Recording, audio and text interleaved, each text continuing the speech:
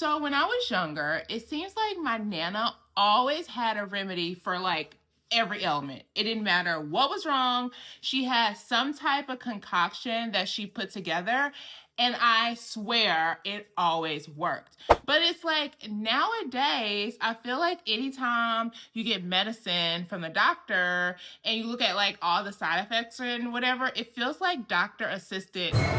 So over the past few months, I've really focused on just educating myself by reading different books and just doing a lot of general research on herbs and medicinal plants and how I can incorporate them in my everyday life.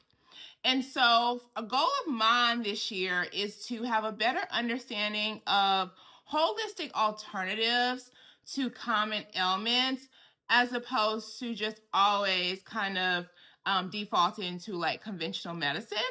And that's not to say I'm like against medicine. Like I'll be the first to take an ibuprofen.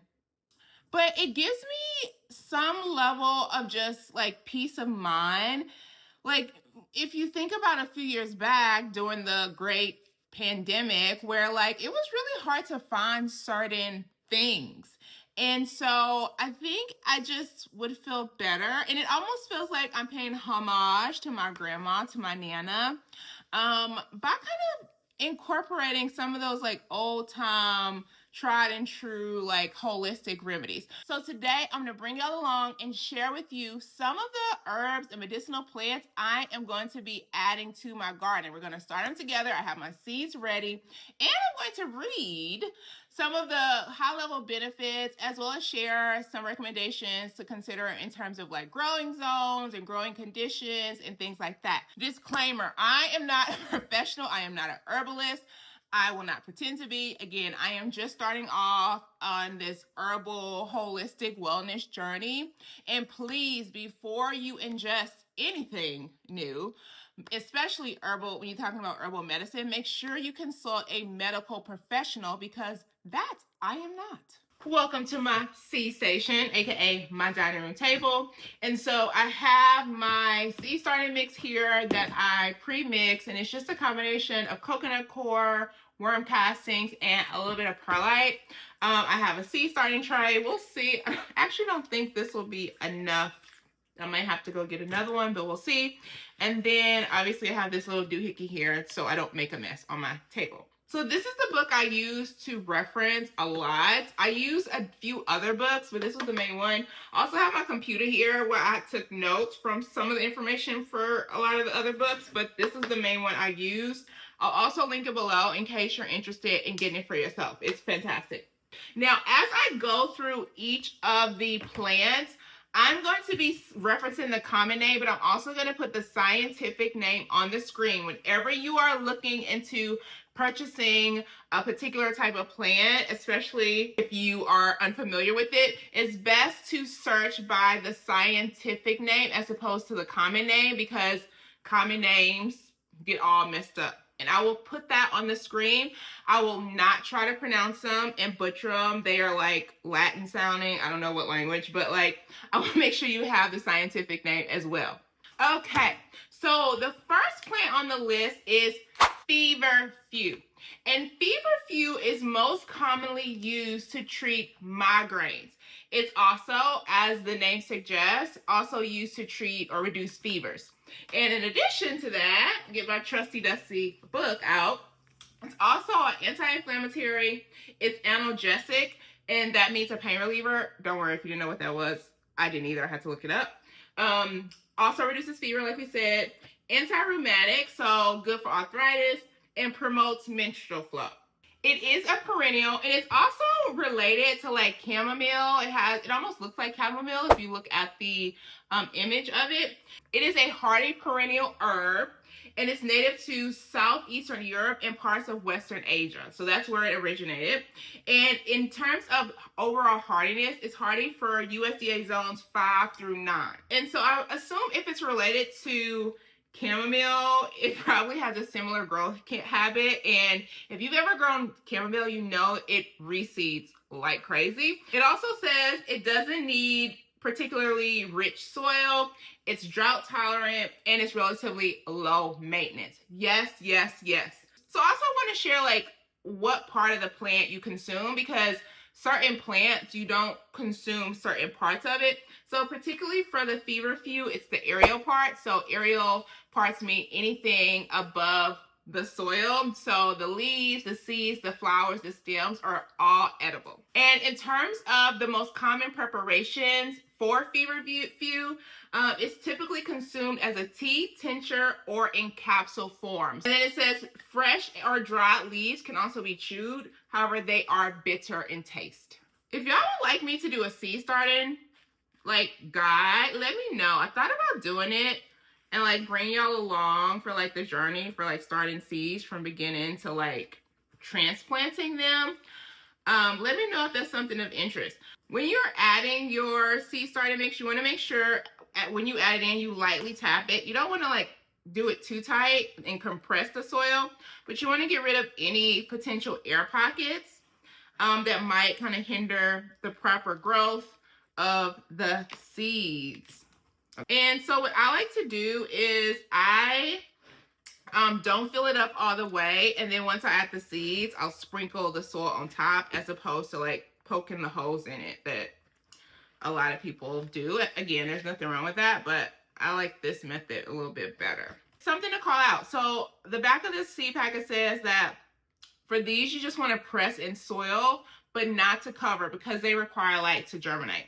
So I actually don't like just not covering seeds, because they dry out like almost instantly. Seeds that require light to germinate, or you need to like top sow, I actually cover it with vermiculite. And so vermiculite, what it does is it retains moisture, but it also allows light to pass through. Just bought some vermiculite, still in my car. So I'm gonna just maybe put this here, and then after I'm finished, I'm gonna go back and just add some vermiculite on top of these. So this next one I am familiar with, because I actually take it every day in a supplement, and that is ashwagandha. So ashwagandha is like the it supplement or it herb right now.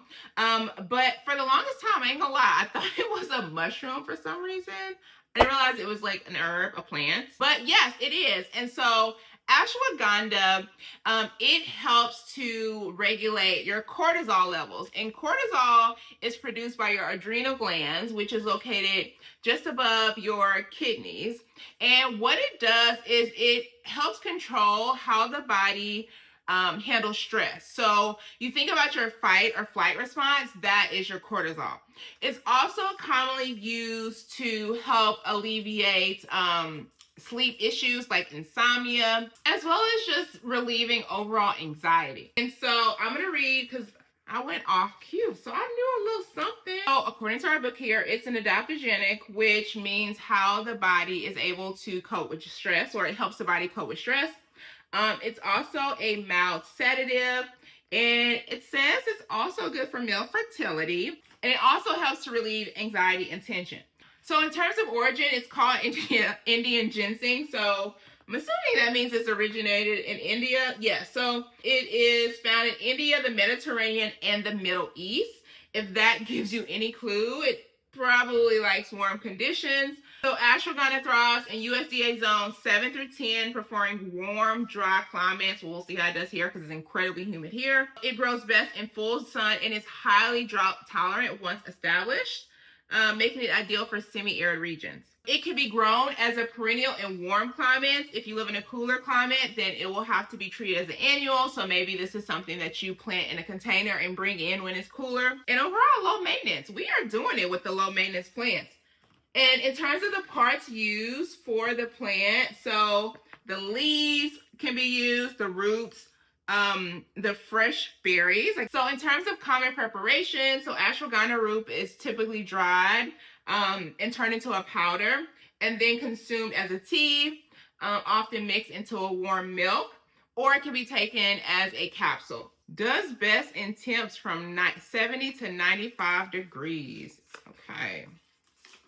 Plant ashwagandha. Let's see how these seeds are. These seeds are pretty small too, if you can see that. I think I'm going to do 2 of these as well. Okay, so we're going to cover this one and see how this likes to be planted. Plant 3/4 of an inch deep. Oh, so it likes to be planted. That's fairly deep. So I'm gonna press that down a little bit, and then I'm gonna add some seed starting mix on top of it to get us to the, or around the 3/4 of an inch. It doesn't have to be exact. That's close enough, looks like. The next thing I'm planting is valerian. And valerian, it almost reminds me of Valium, but I'm sure that's not, or maybe, I don't know. But valerian is most commonly used for its sedative effects. It is a sedative, relaxant, relieves muscle spasms, relieves anxiety, and lowers blood pressure. It is native to Europe and Northern Asia, so I'm assuming probably cooler, wetter climates. And the parts used are the root and rhizome of the plants. And common preparation is making into a tablet, powder, or as a tincture, taking it as a tincture. So I think valerian, I think where I got Valium, I think it is called nature's Valium, valerian, because of its sedative, like kind of relaxant type effects. So if you are someone that, you know, needs a little relaxation, maybe look into a valerian. I don't know, valerian, it sounds like something like a word out of like Game of Thrones or something, like valerian. Valerian. Oh, I didn't talk about the growing zone. So a valerian thrives in temperate climates and is best suited for USDA zones 4 through 9. It loves moist, well-draining soil, rich in organic matter, and grows well in full sun. I am assuming since it is native to Northern Europe and Asia, it probably, if you live in the South, like I'm sure this probably won't do well in full Texas sun. So if you live in the South, usually, if I'm just looking at like the growing conditions, it probably could stand some shade. From what I read, it is extremely cold hardy. Which is another tell that, yeah, no, you really don't like full sun. You think you like full sun, but you don't like Texas full sun. So I went to the nursery like was it like a week or so ago? And I actually saw a valerian plant and I bought one. And I kept it outside when we had our freeze. It was like in the 20s and the plant is doing just fine. So I do actually have one that I bought from a local nursery, but I'm still going to plant my own. I think I'm gonna just do one since I already have one planted. I mean, I don't need that much relaxation, that much Valium. Oh, let's see, plant about 1/8 of an inch deep. That's probably good there. Okay, valerian. So this next one I had never really heard of, and that's burdock. And burdock is a detoxifier. It's known to be an incredibly strong detoxifier and really good at removing toxins from the body. So it is used to treat conditions caused by an overload of toxins such as throat and other infections, boils, rashes, and chronic skin problems. It is native to Europe and Asia. It's a detoxifier, mild diuretic, antibiotic, antiseptic, and anti-inflammatory. Burdock grows best in USDA zones 3 to 10. So a very broad range.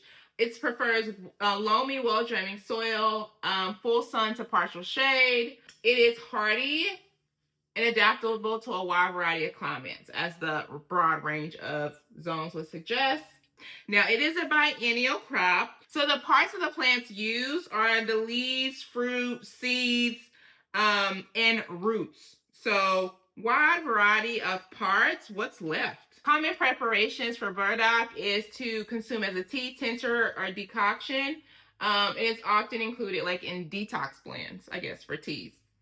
So 2 to 3 seeds per plant. Okay, that's helpful. It doesn't say how deep to plant. Oh, cover with light soil. Duh, right in front of my face. Okay, this next one I've actually already started. So I don't have to plant this, but I wanted to share it. And this is holy basil. I've heard about this for a few years, and I finally got my hands on some seeds, and I'm excited to grow. If it's anything like regular basil in terms of how it grows, it will probably be like a weed here. Okay, holy basil is native to India and parts of Asia. It's also found extensively in Central and South America. So holy basil, like every basil that I've ever grown, likes warm weather, so it prefers warmer climates. It grows very well in containers. For those of you all who live in cooler climates, hope it's not lost. I would assume you would grow it like you would like traditional sweet basil. It prefers full sun, which basil is a plant that it does like full sun. Like it thrives in the Texas full sun, so I can get with that. Rich in organic matter. It says regular watering is essential, but it's relatively drought tolerant once established. And it can grow year-round with the right growing conditions. It's commonly used to relieve coughs, colds, and digestive issues. It's also an anti-spasmodic, so helps to relieve like muscle spasms. It is analgesic, so it means that it is a pain reliever. It lowers blood sugar levels, reduces fever. It's an adaptogenic, so again, helps the body cope with stress, and an anti-inflammatory. That's a lot. And so I'm really excited to use this. In terms of the parts of the plants used, so the aerial part, so again, everything that's part of the plant that is above the soil, so stem, leaves, flowers, and seeds. Now, there is a caution here that says it advises not to take during pregnancy and do not take if trying to conceive. So again, do your research. And so holy basil, also known as tulsi, is an ancient variety. It's considered sacred in India, and it's known as the queen of herbs. It's highly aromatic and makes delicious tea with a fruity, spicy flavor. This next one I was a little leery about, and that is licorice, because I absolutely hate the taste of licorice, but it has a lot of medicinal properties, which I was not aware. It is also 50 times sweeter than sugar. I did not know that. It says it's actually one of the most valuable of all herbal medicines. That is what made me say, okay, I'm gonna try to grow this. A powerful anti-inflammatory that is effective in conditions as varied as arthritis and mouth ulcers. It is among the most used herbs in European medicine and has been taken medicinally for several thousands of years. So it is native to southeastern Europe and southwestern Asia, but it's cultivated pretty extensively throughout the world. It is an anti-inflammatory, expectorant. So I know when I hear that, I think of like Mucinex, like when you're sick and it like helps like bring it up. Demulcent, which I had to look that up. It relieves irritation of the mucous membranes in the mouth by forming a protective film. It's also an adrenal agent and a mild laxative. So I'm gonna have my go at this licorice here. The parts used are the roots. It looks like it only has the roots here. It's commonly used as a tincture as well as a dried chew stick, which I'm assuming is what like the licorice candy is. So it says to chew for indigestion. It looks just like licorice here. Only made into a powder. There's actually a lot of cautions here that I am going to call out. And it says excessive doses can cause serious side effects, including high blood pressure, and do not take large doses if you have high blood pressure. During pregnancy or for long-term use, take on professional advice. For all of this, you should be taking on medical advice.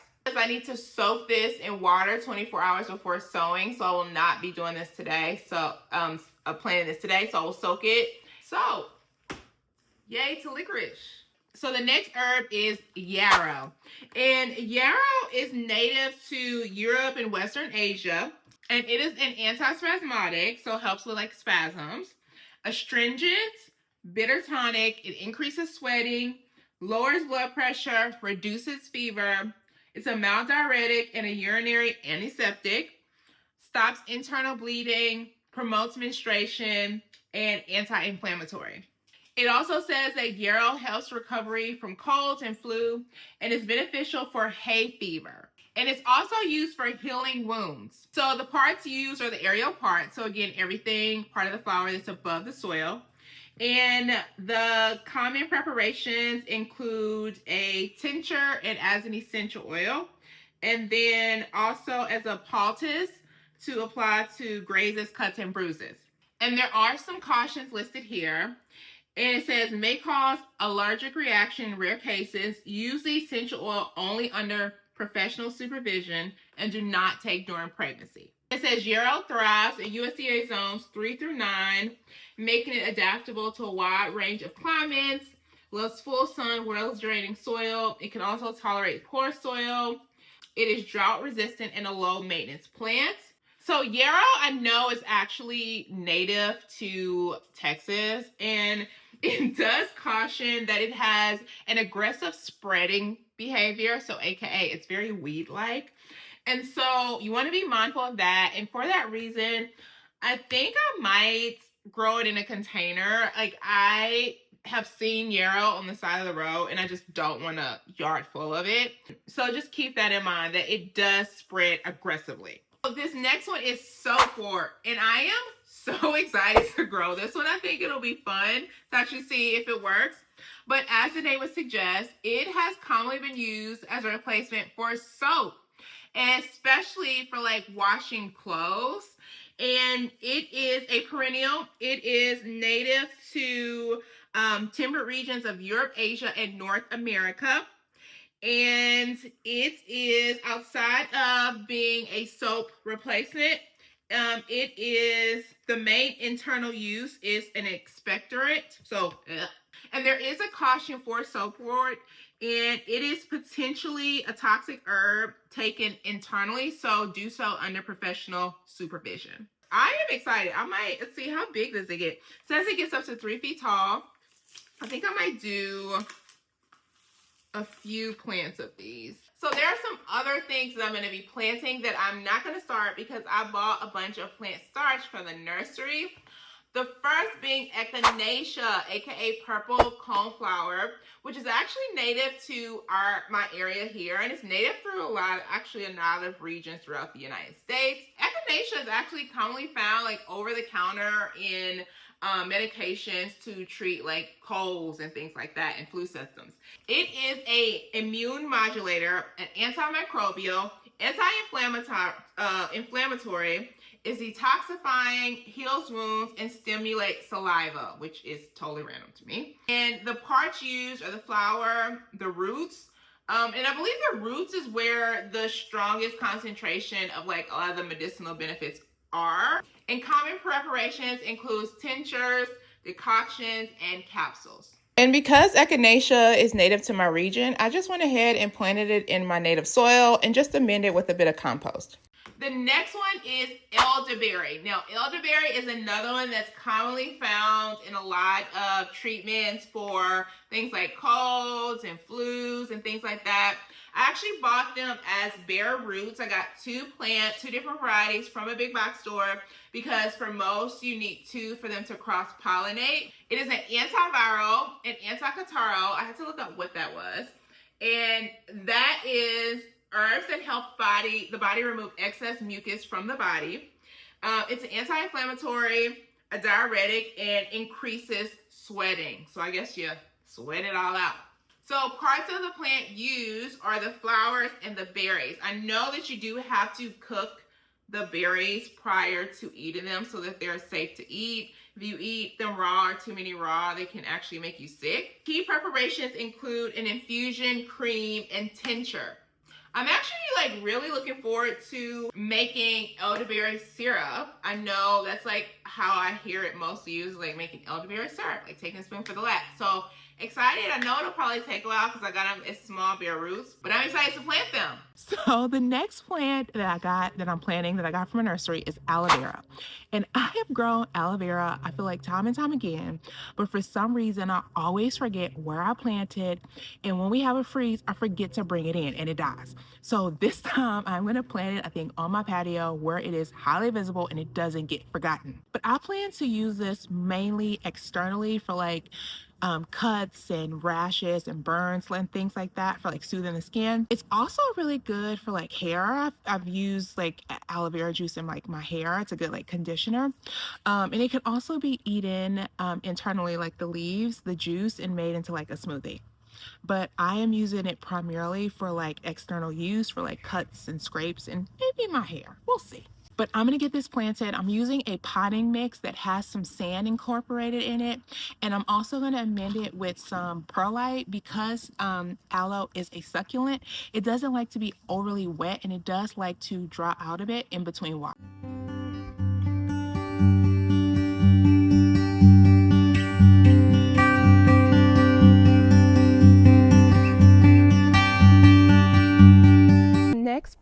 I thought it was only fitting that I bring you out to my garden because I'm actually in the process of clearing out one of my raised beds to prepare to plant for spring. And that plant is Roselle hibiscus. I have grown this plant for the past few years, and I tell y'all, it is a plant, and there are very few like this, that thrive in the heat. Like, it takes triple degree direct Texas sun like a champ, and I feel like the hotter it gets, the more it puts out. Roselle hibiscus, it is a native to parts of Northern Africa as well as Southeast Asia. It's also commonly grown in parts of the world like Jamaica. So it thrives in tropical and subtropical climates. I have grown it just because I love the taste, and I really realized there were so many medicinal benefits. It is by far my favorite jam that I make, which is saying a lot because I am a jam making fanatic. But this plant I grew from seed last year got to be almost 10 feet wide and almost 6 feet tall. I'm gonna put a clip of the plant during peak growing season last year, and that was grown from seed. So I went and got my book because I didn't want to butcher telling y'all the medicinal benefits for this, because I, again, have only ever grown this just for the taste, not for the medicinal benefits. But it says hibiscus is mildly sedative. The calyxes, which I'll show you that on the screen, are gently tonic and will ease colds, coughs, and chest problems. They also aid digestion and gently stimulate appetite. Not that I need that. Both calyxes and flowers act to reduce cholesterol, and all parts of hibiscus are demulcent. And the parts used are the calyxes and the flowers. Common preparation include a tea. Like I said, I make tea with it, but I also make hibiscus jam and syrup. It is absolutely delicious. I wanted to give y'all a close-up. Look at the trunk of this. I think that's probably almost 4 inches probably at the base for something I grew from seed in February of last year. And typically you harvest it, I think it was September, October timeframe, I harvested from this plant.